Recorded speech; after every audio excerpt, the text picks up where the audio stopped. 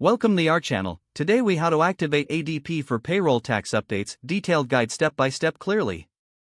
To activate ADP for payroll tax updates, start by logging into your ADP account. Navigate to the dashboard area once you're logged in. Locate the Employee tab on the menu. Click on Payroll within the drop-down options.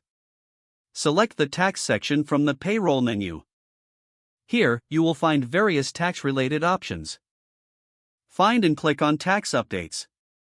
Review the listed updates for your payroll system. If updates are available, you may see an Activate button. Click on this button to begin the activation process. Follow the prompts to review the details of the updates. Ensure that all required information is accurate and complete. Confirm your selection to activate the updates. Once activated, check for any notifications or confirmations. Monitor your account for any changes in payroll tax rates and regulations. Regularly review the tax section for future updates. That concludes the activation process for ADP payroll tax updates.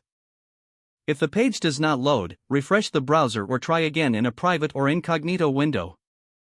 Make sure you are using the correct email address, then retype it carefully to avoid small typos. If your password is not accepted, use the reset option and create a new strong password you can remember. Check your spam folder for verification or security emails, then complete any requested confirmation steps. Enable two-factor authentication if available to improve account security and reduce unauthorized access risk. After signing in, review your profile details so your contact information and settings are accurate and current. If you see an error message, note it down and try again after restarting your device and internet connection. Log out when you finish, especially on shared devices, to keep your account and payment information secure. If the page does not load, refresh the browser or try again in a private or incognito window. Make sure you are using the correct email address, then retype it carefully to avoid small typos. If your password is not accepted, use the reset option and create a new strong password you can remember.